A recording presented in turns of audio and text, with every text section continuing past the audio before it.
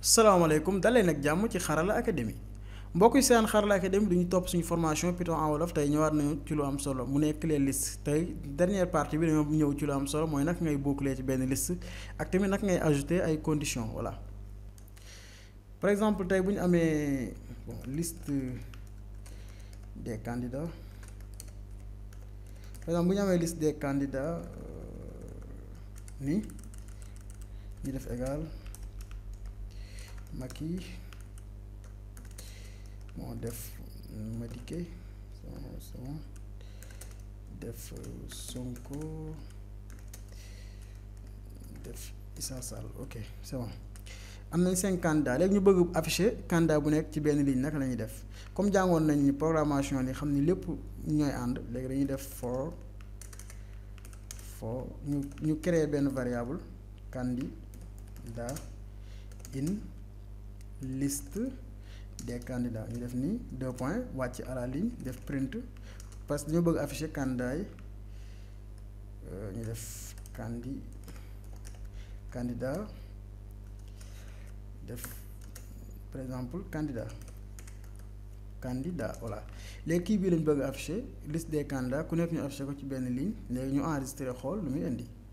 ñu def Python les listes point py voilà mi ngi nii candidat Macky candidat Madické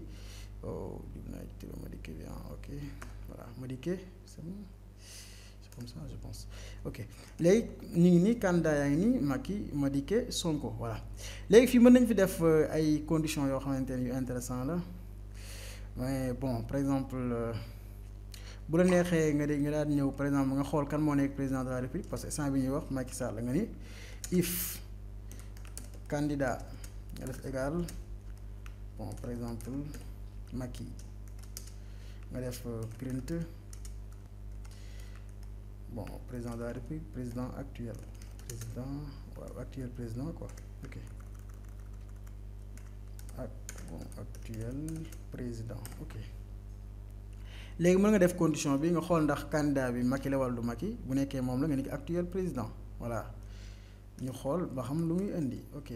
voilà mu ni gis nga parce que dafa boucler gis Macky mu nekk ci première position bi mu ne actuel président daal di afficher doogee afficher beneen dernière condition bi voilà ok léegi lii mooy nekk li nga xamante ni moom la ñuy boucler ci liste bi voilà mën nga def ay programme yoo xamante ni yu intéressant la yu simple la comme yi ñu doon utiliser sànq par exemple dernier élément bi ñu xool ba xam par exemple benn condition bu simple damay defaat fii nii Macky par exemple def ko 2 fois wala 3 fois daa def if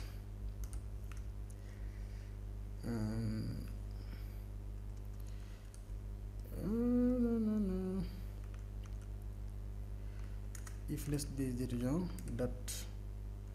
count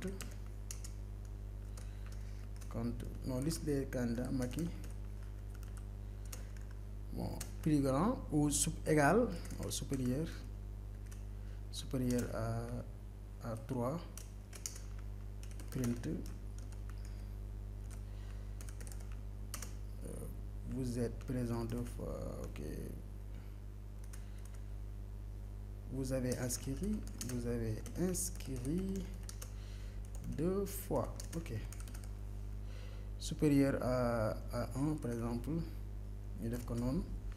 daal di doogay afficher candidat yi print candidat dañuy candidat voilà ñu afficher xool gis nga vous avez inscrit 2 fois moom à chaque fois bu defee benn boucle premièrement day xool condition bi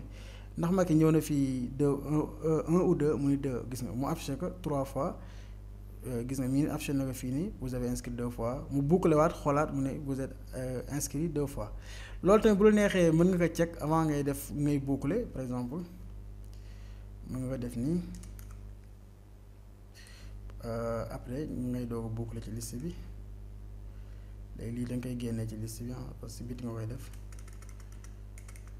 fii nii moom nga koy def nga def ko nii voilà léegi ñu xool ba xam ne muy indi parce que lii mi ngi ci biir bokkul voilà vous avez inscrit 2 fois voilà mu ngi nii mbokk yi doon seen Xarala Academy mais yaakaar ni jariñ ngeen ci vidéo bu baax a baax jàng nañ liste def nañ ci ay bagage yu bëree bëri léegi ci vidéo yi di ñëw dinañ ci def ay TP bu ko defee ku ci nekk mën ci pratiquer bu baax a baax di leen sant di leen gërëm ba beneen yoon ci beneen tutoriel